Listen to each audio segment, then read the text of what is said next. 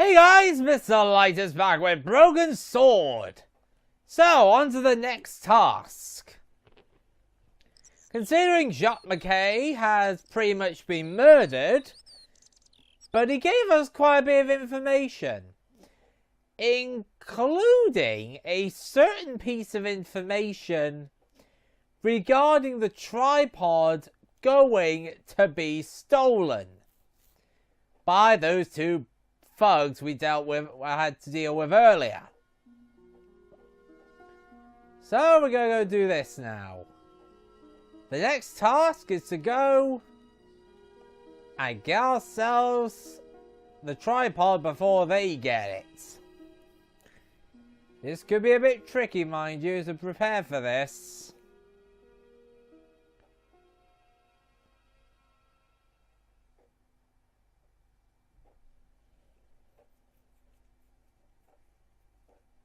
Oh, here we go. You have left it very late, monsieur. Late for what? Anything. I am closing the museum soon. You wouldn't like to get locked in. I can tell you. Not in this gallery. Why not? It is haunted, monsieur. You don't believe in ghosts, surely. Oh, yes, I do. 7 years ago, a lad managed to hide in here. He'd made a bet with his friends, I suppose. When I found him in the morning, he was cold as ice and stiff as a board. Well, what was the cause of death? They said it was a brain tumor. But on his face was a look of stark, desperate terror such as I have never seen before. Scary. Oh, why do I bother? Sorry, dude. Forget it. Yeah, let's just forget this guy. He's a bit mental. Right, let's go see what Andre's got to say to us. Hi, Andre. Oh, yeah. You know much. Hello, Georgie. I really don't like this guy. Have you ever heard of the Hashashin? Why, yes, it was a radical Muslim sect whose name became synonymous with murder. It was formed in 11th century Persia, shortly before the Crusades. At roughly the same time as the Templars. Yes, they gave a new word to our language, Assassini, the assassins. How did the assassins get their name? From the legends surrounding the secrets of their initiation rites. A young man who sought to join the sect was given hashish until he drifted into dreams. He awoke to find himself in a fabulous garden with everything he could wish for. The freshest water, the most delicious food, the choicest hash, and the most delectable women imaginable. Cool. Do you have the address? I haven't finished the story. There was a price to pay for this taste of paradise. Wouldn't you just know it? The young man would wake the next day to find himself back in the real world. He was told that he'd been given a glimpse of the heaven reserved for holy martyrs. A heaven he would enjoy for eternity if he was willing to join the Hashashin. Wow! Jeez. How did the assassins operate? Well, as I explained, the new recruits would be only too willing to die for the cause.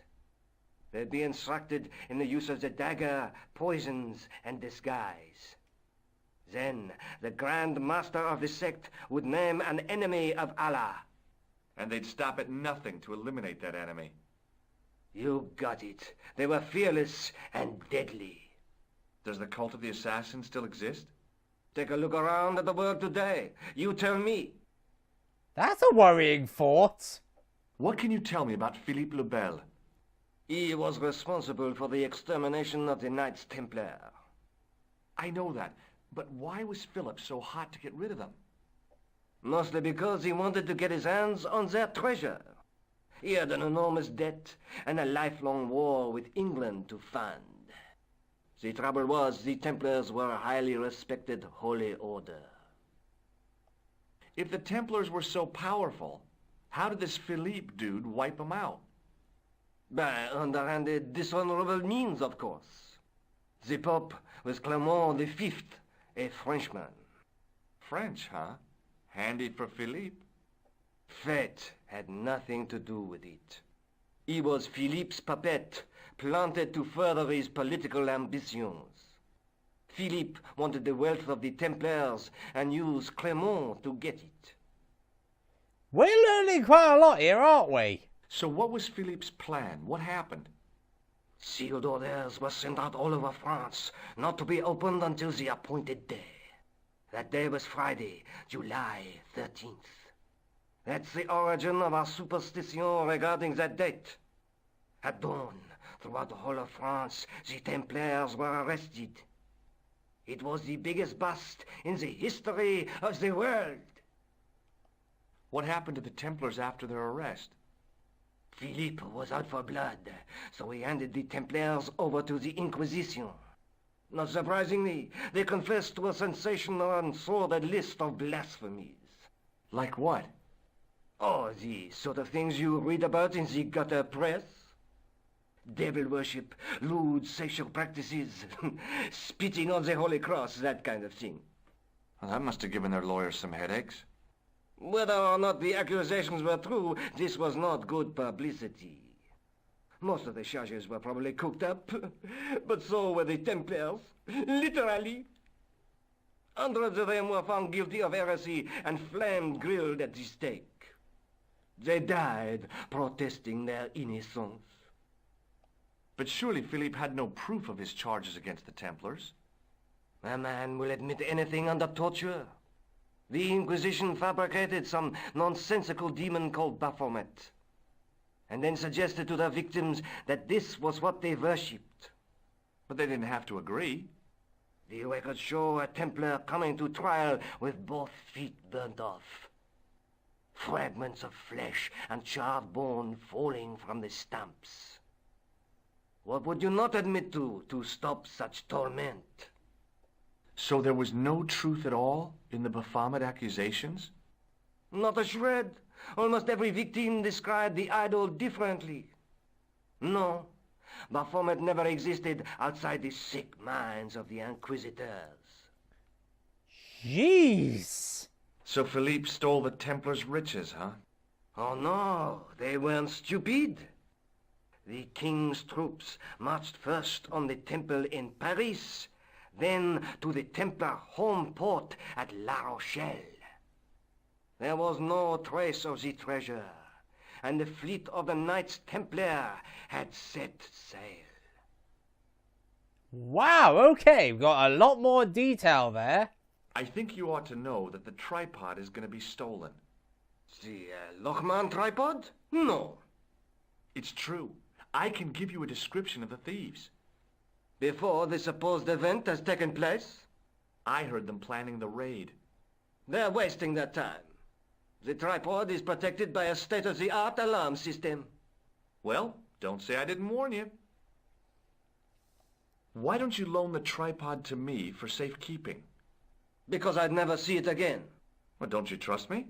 It's not a question of trust, George. That tripod is hundreds of years old and extremely fragile. I get your point. Actually, at that stage, yes, he does have a point. Thanks for your help, Andre. You're welcome. Right, so what we gotta do now is, first off, use this.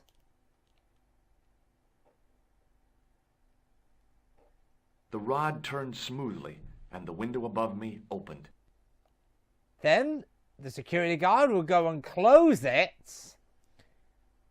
While he's closing it, I sneak in here.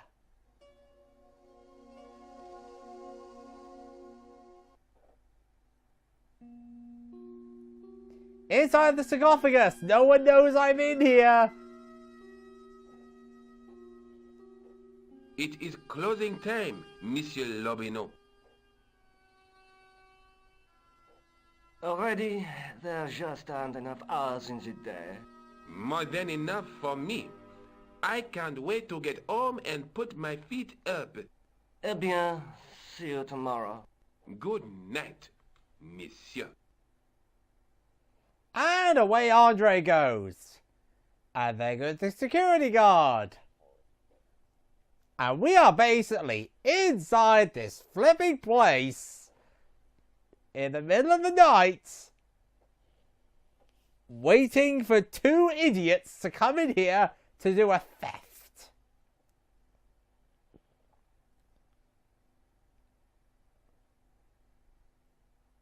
Okay. Okay, George is just wondering what the heck's going on out there now.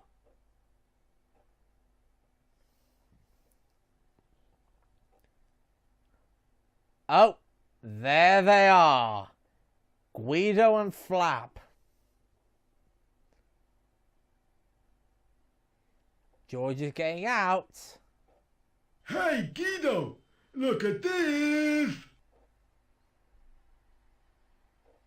Quit fooling around, you moron! Get your ass over here and bring that flashlight.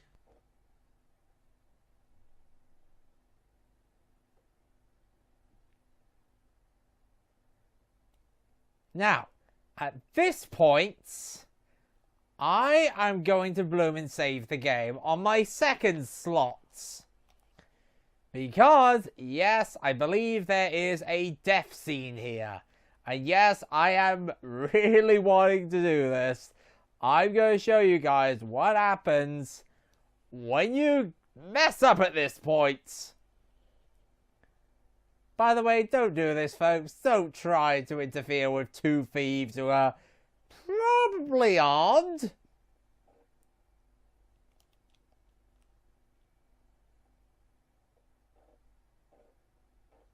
Oh, Guido! What's the big idea, you dummy? Shine the light down here. The mummy! It's come alive!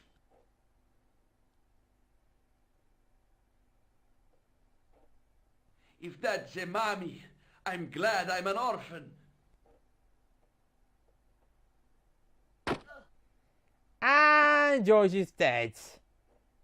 Wowee. Yes, that was the death scene.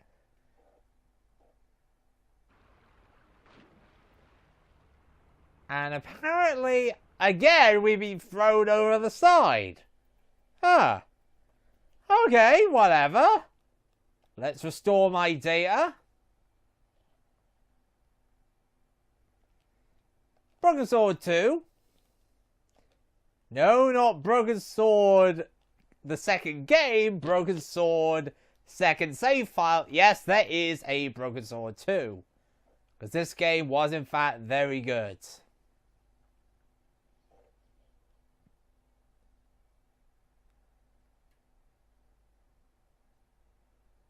Come on.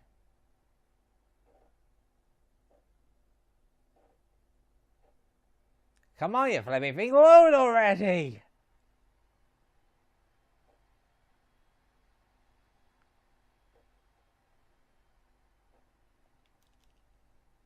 What you want to do is hide behind this thing.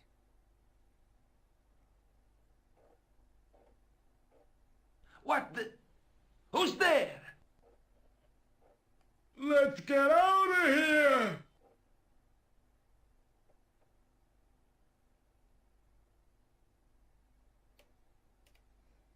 And he kind of screws that one up. George, what the heck are you doing?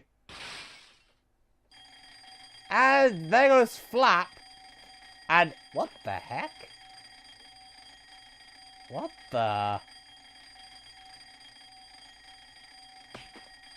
Okay, what the heck just happened? No, seriously, I'm a little confused. What the heck just happened? We're back in Nico's apartment, but what the heck happened? That was random. And when I woke up, I was at the police station. Luckily, I managed to persuade Rosso I was innocent. Poor Georges. What a mess. I bungled the whole thing. I don't think so. You made a pretty good job of distracting those two crooks. Yeah, but the killer got away with the tripod. No, he didn't. He's not the only one who can dress up in costume. You mean Oh, you're kidding it me! was you who stole the tripod? Nico! Oh, hell, Nico. I could have been shot. Those dogs are more likely to shoot their own feet. I just wish you'd told me your plans. We're supposed to be in this together. And how come you dressed up like a pantomime cat? Don't sulk, Georgie, please. Oh, rats. And don't call me Georgie. Yeah, seriously, I hate that I name. thought you'd be pleased. After all, we've got the tripod. Aren't you going to try putting the gem on the tripod? I guess so. But is this gonna actually help us in any way? Nothing happened. Yeah. The gem fits perfectly, but what does that prove? He puts the tripod in his jacket. Maybe the tripod has to be in a certain location. There's nothing on the manuscript to indicate where, though, is there? Oh, by the way, I had a visit from André Lobineau. Oh, yeah. I hope you didn't mind me giving him your address. Not at all. It was lovely to see him again. He was over the moon when I showed him the manuscript. It's not often he gets that excited. He made a sketch of the knight's crest to take back to the museum. I believe he's identified the family who bear that crest. I sure hope so. Okay then. Lobineau explained who the Hashashin were. Yeah? The cult of the assassins. Oh, boy! I have to go. Is that your Already? response? You only just arrived. Time and tide wait for no man. Okay, I'll see you later. Right. Nico pointed out to us there that a certain idiot, yes, I am referring to him as an idiot, and you'll understand why when we go see him, has got ourselves some clues. So we're gonna go and get them from him. Alright, George. Let's go. We need to go and get some clues. This way!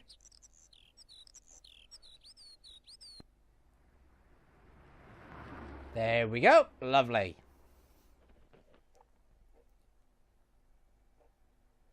And now...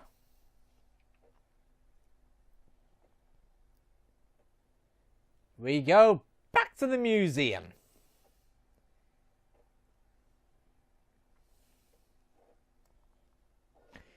I'm actually gonna make this video not as extensive this time. It'll be hopefully about 20 minutes, I hope. But I think I'll do a bit... I won't, like, take my chances and make a long video today. See about doing it a bit at a time, just so I can keep track of what I'm doing. So, here we are. With no tripod to speak of. Now let's go speak to Andre.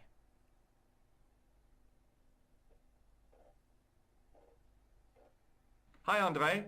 I'm gonna regret this now. Hello, Georgie. What's with the long face? Haven't you heard? The tripod was stolen. No kidding. I just don't get it. So many other treasures, and the thieves choose the tripod.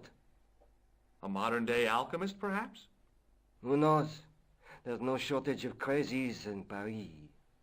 Hey, I visited Nicole's apartment. Here we go. Help! Yeah, she told me you came by. Ooh, quite a fine Georgie boy. I didn't expect anything quite so sexy. I hope you're referring to the manuscript. Oui, of course. Like I'm gonna flipping fall for that, Andre. What did you make of the manuscript? It dates from the time of the Crusades. We guessed that from the Templar seal. It's a story and pictures like a modern-day comic book.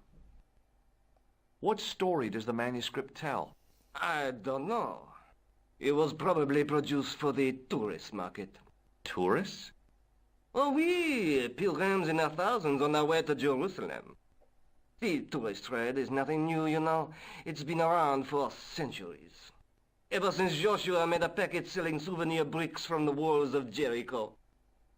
What? Have you deciphered any of the images on the manuscript? There's very little I can be sure about. The slang of the bull could be a reference to Mithras, Who's he? a Persian god, almost as popular as Christ at one time. The only thing I can be sure of is the knight. He's Spanish. How can you tell that? The writing on the shield, the reference to Ave Maria. No self-respecting knight from Northern Europe would have borne a coat of arms like that. Can you identify the knight's coat of arms? I already did, Georgie. He's a member of the De Vasconcelos family from the Costa Calida. Were they famous? No, they're not mentioned after the 15th century. Oh. The spotlight of history moved on. They're probably long dead. Do you think the manuscript could be the map to the Templar treasure? Frankly, no. That's too far-fetched. The manuscript is interesting enough and a rare find, but that's all. Wouldn't it be terrific if it was a map, though? The treasure of the Knights Templar. A romantic notion, Georgie, but extremely improbable. Oh, we'll see about that. Thanks for your help, Andre. You're welcome. Right. Now then, we've done that. So, we learned that there are a couple of things about the manuscript he mentioned. Notably, the coat of arms. The Spanish Knights. That is the next part we need to track down. So, ladies and gentlemen, I think I'm going to call it a video here. And next time, we progress to find out more about the manuscript. See you guys then.